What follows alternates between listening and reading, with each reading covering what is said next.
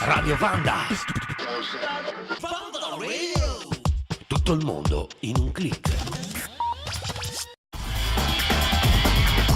Allora, ben trovati su Radio Vanda, io sono qui all'International School Sacro Cuore di Casale Monferrato in compagnia del presidente gestore Evangelisto Sanzio, che oggi pomeriggio ci introduce a quello che è questo evento straordinario dove la protagonista assoluta è Carmen Acunto. Buongiorno e benvenuto. Grazie a voi, buongiorno a voi. Pochissime parole perché non voglio togliere spazio alla campionessa che abbiamo l'onore di avere qua.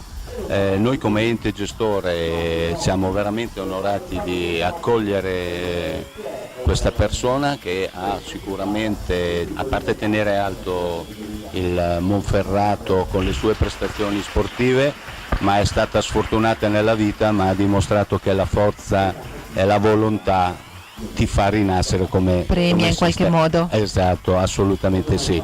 Noi come ente gestore viviamo molto da vicino questa inclusione, tant'è vero che siamo reduci da un convegno che si è svolto non molti giorni fa, nel quale proprio abbiamo messo al centro l'inclusione delle persone che sono un pochino più sfortunate. E questo sarà l'inizio di un percorso che intendiamo andare avanti e portare avanti all'interno della nostra scuola. Siamo veramente onorati, ringraziamo voi, ringraziamo Carmen, ringraziamo tutti quelli che partecipano e ci danno la possibilità di fare un punto di riflessione importante. Bisogna a volte arrabbiarsi di meno e pensare che esistono veramente delle situazioni di grande difficoltà e questa gente ci insegna cosa significa la forza e la volontà per andare avanti. Questo è l'inizio di una nuova avventura, ci saranno dei nuovi inviti, ci saranno dei nuovi eventi all'interno di...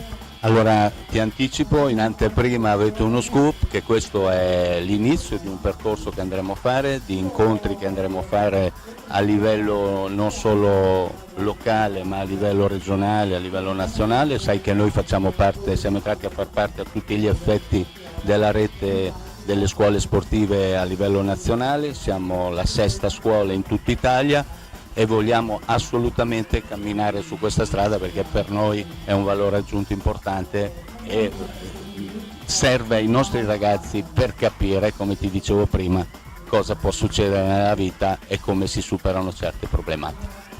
Noi ringraziamo Evangelisto Sanzio per questi minuti, tra poco avremo il grande piacere di avere con noi anche Carmen Acunto e ci racconterà in diretta la sua esperienza, la sua vita e quindi vorrà essere un esempio per tanti ragazzi e quindi grazie per questa opportunità e speriamo in una grande collaborazione insieme. Guarda, credo che con voi sarà anche scusa la ripetizione, l'inizio di un grande rapporto perché vorremmo portare avanti questo percorso di collaborazione. Grazie a voi di essere qua e grazie a tutti, buon lavoro. Grazie anche a lei, a tra poco. Carmen Acunto, buon pomeriggio, benvenuta su Radio Vanda. Ciao, buon pomeriggio a tutti. Grazie intanto per aver accettato il nostro invito e allora partirei subito con la prima domanda. Quando nasce e come soprattutto nasce la tua passione prima per il getto del peso e poi dopo anche per il getto del disco e del giavellotto?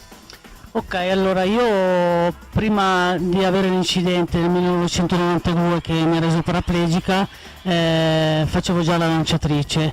Dopo questo incidente è stata una mia curiosità e di continuare anche una mia passione, seppur in un altro modo.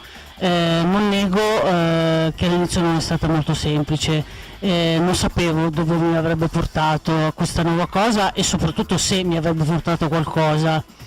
Oggi, dopo quasi più di 20 anni di sport, posso dire che mi ha portato veramente sulla luna. Tu hai detto una cosa bella pochi minuti fa, questo tuo grave incidente nel quale io non voglio entrare nel merito, però hai dato un monito ai ragazzi di oggi. Puoi ripetercelo? Sì, io ho avuto l'incidente tornando dalla discoteca, tra l'altro a pochissimi chilometri da casa, ero in Alessandria, cioè la discoteca era in Alessandria, ma l'incidente è dovuto a 1 chilometro da casa. E ero in macchina insieme a una persona che quella sera aveva bevuto, non tantissimo, ma è bastato a farci avere l'incidente. Ecco, quindi è questo che sia da monito a tutti i ragazzi: quando si beve non bisogna mettersi alla guida. Sì, al giorno d'oggi direi che è veramente una delle tante, troppe cose che si sentono dire che succedono, anche di gente che non è venuta fuori viva, quindi Esatto. direi... Senti, il tuo primo pensiero quando sei tornata alle gare dopo questo incidente, qual è stato? Che forse potevo fare ancora, se non tutto, alcune cose che facevo già da in piedi, e lo sport era una delle cose già prima dell'incidente più importanti della mia vita, anche se fatte per poco tempo, insomma, da in piedi. Questo è sinonimo di un carattere estremamente molto forte, una persona molto decisa. Grazie, me lo dicono tutti. Io non mi sento una grande persona, io mi sento solo di fare quello che mi piace. E questo è già bello comunque. Senti, quale delle medaglie hai vinto da Big Mama? Questo è il tuo soprannome, vero? Sì, in nazionale la Martina Caironi, una delle più grandi atlete paralimpiche, amputata un giorno, perché io purtroppo gli anni sono passati, sono diventata grande rispetto agli altri che ormai vengono su, e l'avevo sgridata perché eravamo in tanti in una situazione, insomma, e da quel giorno, che poi mi ha dato ragione, mi ha detto: tu sei la mia grande Big Mama, e allora tutti hanno iniziato a chiamarmi È così. rimasto così. E quindi, tornando alla mia domanda, era: quale delle medaglie vinte agli europei ricordi con maggiore piacere? Il bronzo di Northville in Svizzera del 2001 o l'argento di Assen in Olanda nel 2003? Allora, guarda, ti dirò, ogni medaglia ha la sua emozione e la sua particolarità. Ti dico anche che ne avrei voluto vincere di più. Lo so che tutti mi dicono sono già belle quelle, però un atleta ammira sempre a Certo. puntare in alto, no? Le mie 2 europee sono state gratificanti per il lavoro fatto, e belle perché comunque la gente ti chiede come l'hai preparata, cioè non è solo alla fine medaglia a se stessa, è tutto quello che c'è stato dietro, quindi tutti gli allenamenti, tutti gli sforzi, e anche tutto il bello che è venuto delle amicizie, delle pizze che andavamo a mangiare la sera, perché dovevamo parlare di come allenarci, quindi è tutto il contorno, non è solo la medaglia. E poi ti posso dire, anche se mi permetti, che un'altra emozione diversa e particolare è stata quando ho fatto la Tedofora a Torino 2006.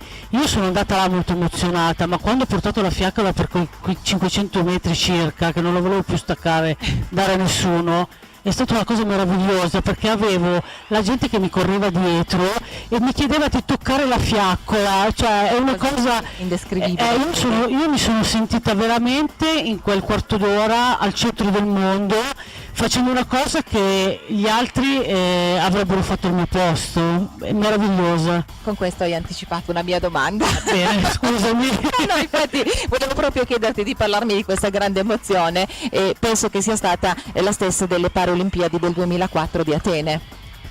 E lì è stata ancora diversa, perché lì eravamo alla Paralimpiadi, sono gli atleti al centro dell'attenzione alquanto gara, no?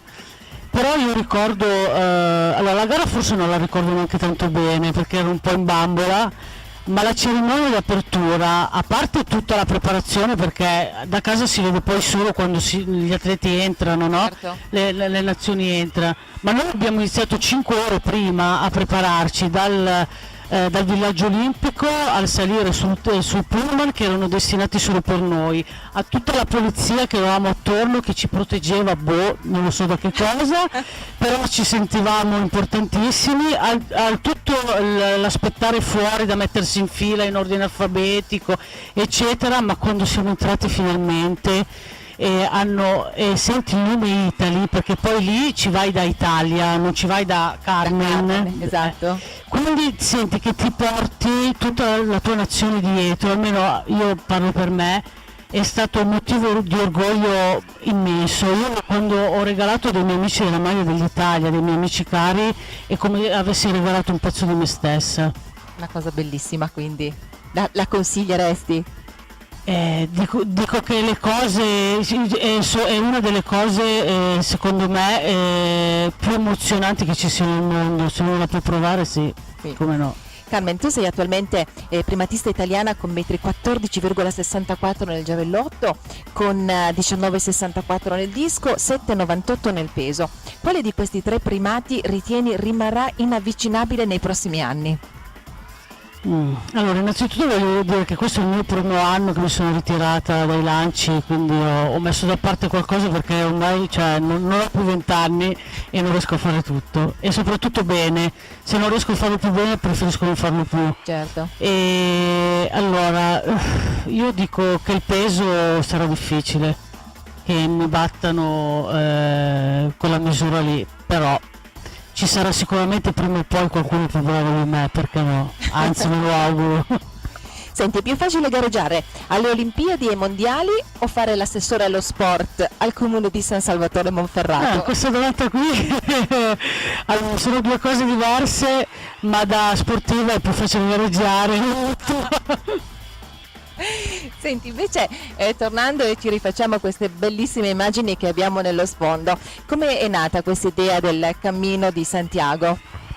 Allora, è nata più come una sfida per me stessa, perché io appunto ho sempre lanciato di bici, poi insomma fisicamente non è che sono proprio una ciclista, quindi per me è stato una sfida sia a livello sportivo, cioè di unire una sfida a livello sportivo a un pellegrinaggio. Io avevo già fatto dei pellegrinaggi a Lourdes, però li ho fatti tra virgolette da malata, no? O da disabile. Adesso io mi sono sentita di fare questo percorso per una sfida appunto di me stessa, di fare tanti chilometri in bici che io non avevo mai fatto. Io a casa 150 chilometri neanche, forse fatti, ma in 3 mesi, ecco. Certo. Quindi per me farla tutti i giorni è stata una sfida proprio personale, e poi unirla appunto all'arrivo, alla spiritualità è stata per me veramente una cosa molto importante interiormente, ecco, che mi ha dato. Sono riuscita a pensare per quelle 6 tappe solo a me stessa, che so che sembra un po' strano dirlo, ma forse non l'avevo quasi mai fatto io in 30 anni, perché sono portata sempre a pensare anche agli altri, perché è una cosa che mi piace, non è che voglio dire che sia fuori dal normale. Però questo cammino qua ho voluto farlo per me e dedicarlo solo a me questa volta. Cosa hai lasciato e cosa hai portato con te? Ho lasciato, come ho detto prima, lasciando la pietra, ho lasciato un peso mio là e mi sono sentita molto alleggerita tornando a casa. Mi sto sentendo pian piano cambiata, e nonostante avessi già affrontato la vita in un determinato modo per il mio problema, con questo cammino sento di essermi migliorata, ad affrontarlo ancora più contenta, in un altro modo, di affrontare la vita in un altro modo. Ho promesso che vorrei sorridere e far sorridere gli altri da oggi in avanti. Non so se ci riesco, però ci provo. Bisogna provarci. Senti, prima di salutarti vorrei che tu lasciassi un consiglio a tutti i ragazzi, indistintamente, disabili e non. Affrontate la vita con orgoglio e con tanto impegno. I momenti brutti ci saranno per tutti sempre, e come ho detto prima, facendo salutare anche degli amici, la vita sarà molto più semplice e felice. Carmen Acunto, grazie per essere stata con noi, grazie per questi minuti, spero di riaverti con noi presto in studio, e buon tutto, buona vita. Grazie a voi. Radio Vanda. Tutto il mondo in un click.